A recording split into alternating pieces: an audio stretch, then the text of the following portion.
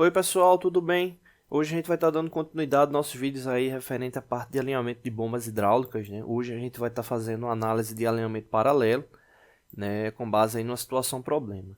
O que acontece? O alinhamento paralelo ou o desalinhamento paralelo, ele toma como base os dois planos, né? A gente tinha comentado no último vídeo, né? Então ele vai levar em consideração o alinhamento no eixo horizontal, né?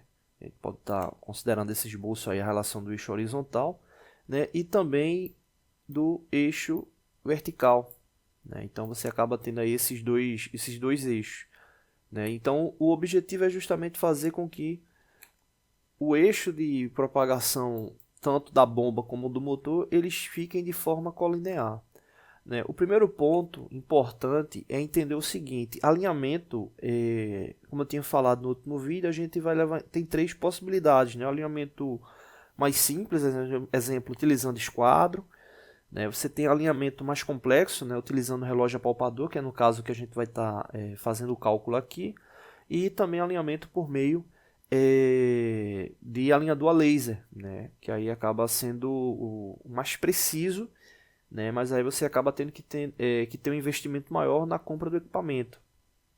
Independente disso, o grande detalhe é ter um elemento de referência em relação ao outro, né? Não dá para você ficar fazendo alinhamento sem planejamento, né? Como eu falei no último vídeo, esses alinhamentos eles acabam custando, né, um pouco de tempo, né, por causa ou da localização ou do peso especificamente da bomba e do motor, né, os cálculos que vão ser necessários utilizar, enfim, tem uma série de situações que acabam fazendo com que esse tipo de alinhamento ele seja um pouco mais complexo. Mas o primeiro ponto é ter uma referência em relação ao alinhamento. O que significa? Eu sempre vou ter que escolher ou a bomba ou o motor para ser referência, né? Normalmente a referência a gente vai levar em consideração o elemento mais complexo de se movimentar, né? Então, exemplo, se a bomba ela já tiver com a tubulação instalada e for uma tubulação muito rígida de fazer execução, fica muito mais fácil fazer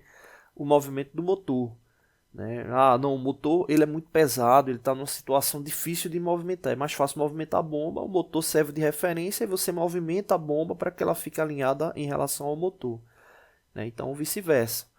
Então, o primeiro ponto é ter a referência para executar o alinhamento, né? Esses alinhamentos, ele tem uma característica bem interessante que é o seguinte, né? Você vai estar colocando o relógio apalpador, né, em um determinado ponto, né, do acoplamento, e esse ponto ele vai ser a referência zero, né? Ou seja, onde você vai estar setando o relógio para que ele fique zerado. E quando você girar o acoplamento, né, se gira os dois acoplamentos ao mesmo tempo, quando girar esse acoplamento, o que é que acontece? É importante você marcar quadrantes no acoplamento, né? Normalmente aí 4 quadrantes, né? Porque se você for fazer uma análise por ponto da periferia do acoplamento, o alinhamento ele vai se tornar muito complexo. Então marcar esses 4 pontos aí é fundamental, né? Se tiver com um piloto, um marcador industrial, é importante até para tomar como referência, né? Ou ter algum caderninho ali para estar anotando. Então, esses pontos aí são primordiais e esse alinhamento ele ocorre justamente com o uso do relógio apalpador. Um detalhe importante é o suporte para esse tipo de alinhamento, ele é um suporte diferente, né? Esse suporte ele vai estar pegando de um ponto do acoplamento do eixo, né?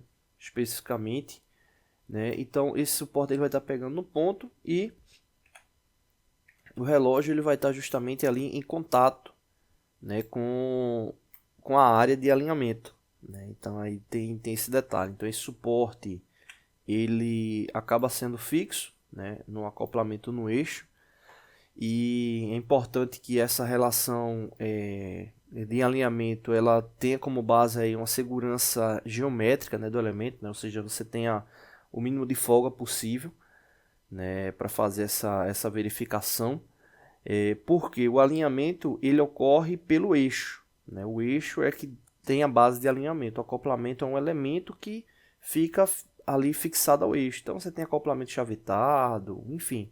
Então é importante que tenha essa análise primeiro, né, de onde vai estar fixando e tomar cuidado na fixação para que não tenha nenhuma folga e venha prejudicar a tua medição referente ao alinhamento. Bom, aqui eu tenho justamente uma situação criada, né, para a gente analisar essa questão. Bom, aqui a gente tem o elemento de referência, né, ou seja, o elemento de referência é aquele elemento que vai estar fixo, e esse elemento de referência ele está justamente com o suporte do relógio fazendo a medição no outro elemento que vai ser alinhado, né? Então aqui a gente vai fazer o seguinte, que a gente vai supor que seja motor, aqui o motor, e esse elemento que vai sofrer o alinhamento, né, vamos considerar ele como sendo a bomba. Lembrando que o giro ele ocorre de forma combinada, né? Ou seja, os dois giram para ter essa referência. Então o que acontece? Quando ocorreu esse giro, né, o primeiro ponto aqui é a referência, né, aqui do zero. Então quando ele ocorreu o giro, ele marcou 0,7 ou 7 décimos de diferença, né, nesse plano horizontal esquerdo, né, ele marcou menos 3 décimos no horizontal direito e marcou 4 décimos no vertical inferior, né? Então aqui a gente tem o vertical inferior, vertical superior, o horizontal esquerdo e o horizontal direito, né, para a gente ter as referências. Então essa posição que vocês estão vendo aqui, ela representa justamente a face de um acoplamento, né? É como se fosse aqui a face do acoplamento. Vou fazer aqui o esboço do acoplamento que está sofrendo, né, lá a medição, com base no acoplamento que está como referência, né? Então o relógio ele vem desse ponto para esse aqui, né? Então essa medição aqui ela representa justamente essa face aqui, né? Então essa face aqui, tá bom? Que é para servir de referência aí para quando a gente for analisar os deslocamentos, beleza? Bom, então aqui as referências já estão aqui marcadas, né? E esse alinhamento ele tem que ocorrer sempre de forma organizada, né? Não dá para fazer a referência de movimentação dos dois eixos ao mesmo tempo, né? Então você faz logo horizontal ou faz logo vertical e depois faz o que ficar faltando. Bom, primeiro ponto aqui, a gente vai analisar o deslocamento vertical, né? O que acontece? Se eu estou analisando o deslocamento vertical, a minha preocupação vai ser só essas duas referências aqui, o 0 e o 4 décimos, né? O que significa na prática aqui essa relação? Supondo que essa marcação vermelha ela seja o elemento que vai ser alinhado e essa marcação aqui azul seja o elemento de referência, o que acontece? O vermelho, que é o que está sendo alinhado, ele está mais baixo do que o de referência. Se você observar aqui, ele está indicando aqui mais 4 décimos, ou seja, significa que ele está mais baixo do que o elemento de referência. Então o relógio apalpador ele sofreu pressão na sua área de contato, fazendo com que o mostrador deslocasse de forma positiva, né? Então é o primeiro ponto. Então a gente já sabe que o deslocamento desse elemento que vai ser alinhado é porque ele vai precisar subir. Agora só que ele vai subir quanto? Ele vai subir 4 décimos. A gente tem que entender o seguinte: esse deslocamento ele toma como base o que? O centro ou do eixo ou do acoplamento, né? Porque quando a gente faz a fixação do elemento e gira ele, é o eixo que vai ser a referência, né? A propagação ela parte justamente ali do centro, né? Vamos supor aí uma linha imaginária ela vai estar partindo do centro. Então nesse caso o que é que a gente tem que ficar atento? É que o deslocamento ele vai ser sempre de forma espelhada. Então nesse caso aqui quando está indicando 4 décimos, significa o seguinte, que o deslocamento real entre o centro de linhas é de 2 décimos, como está aqui marcado. Então o elemento que está mais baixo, que é o elemento que vai ser alinhado, ele vai precisar subir 2 décimos, né? Então essa questão de subir significa o seguinte: para o elemento que vai sofrer o alinhamento, né, supondo aí as áreas de contato, né, na base dele, supondo que a gente esteja vendo aqui do plano superior, né? Então aqui, pronto, supondo dessa forma aqui, então aqui é o eixo, aqui tem o corpo do elemento e aqui a gente tem os pontos de referências, que são justamente os pés de apoio, né? Então significa que esses pés de apoio eles vão precisar de quê? De 2/10 de cálcio em cada um deles para que eles venham a compensar esse deslocamento, né? Então, colocando cálcio nos pés, 2/10 de cálcio vai fazer com que ele suba e venha a ter a tendência a ficar alinhado. Por que venha a ter a tendência? É sempre importante, depois de colocar os cálcios, realizar novamente a verificação do alinhamento, né? Por quê?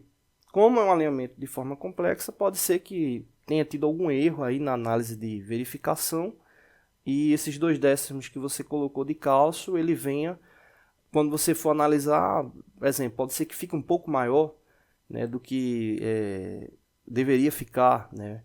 Isso ocorre, às vezes, por causa da destreza mesmo da medição, né? Então, sempre que fizer a compensação dos cálcios, mede novamente para ver se tem alguma coisa ali interferindo. Então, aí é um ponto aí importante. Bom, a segunda consideração ela é justamente da referência horizontal. Então, na referência horizontal, eu só vou me preocupar com esse deslocamento aqui. Mais 7/10, mais 3/10. O que significa na prática? Aqui já está marcado aqui embaixo. Então, esse vermelho aqui, ele representa o elemento de referência.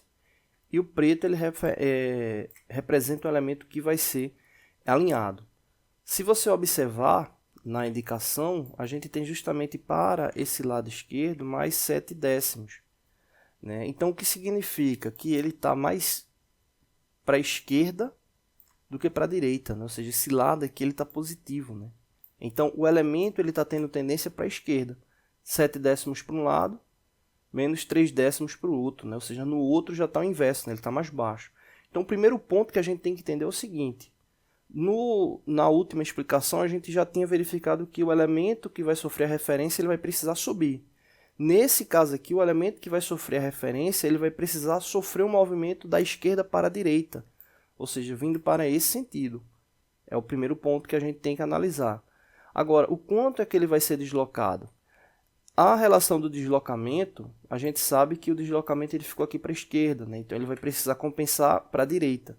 Só que no deslocamento se soma algebricamente os valores, ou seja, mais 7 e menos 3, que na verdade o menos 3 aqui, algebricamente, o deslocamento foi de 3/10. Então ele teve 3/10 nesse ponto e 7 nesse outro. Então a gente precisa somar os dois, que vai dar justamente o quê? 1 milímetro de deslocamento. Só que aí a mesma situação do anterior, o alinhamento ele é pelo centro. Então, como o alinhamento é pelo centro, significa que na verdade não é 1 milímetro deslocado. Né? Ele tá indicando 1 milímetro deslocado pela periferia do eixo, mas pelo centro do eixo é apenas 5/10 de milímetro. Então, nesse caso aí, ele precisa ter 5/10 de milímetro deslocado da esquerda para a direita para compensar o desalinhamento. Né? Então, aí é o ponto aí importante aí para analisar.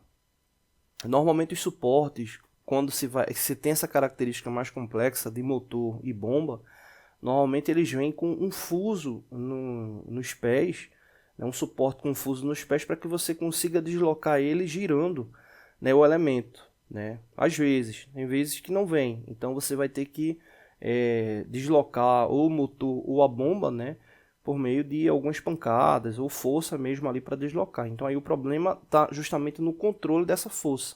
Então normalmente você vai ter que fazer um deslocamento mínimo, fazer uma verificação novamente e entender o quanto é que ele está deslocando, tá bom? Nos próximos vídeos a gente vai estar falando sobre o deslocamento angular, né? Lembrando sempre que esses desalinhamentos eles normalmente acontecem de forma paralela e angular, ou seja, o desalinhamento é combinado, tá bom? Não deixe de se inscrever no canal, toda semana tem vídeos novos.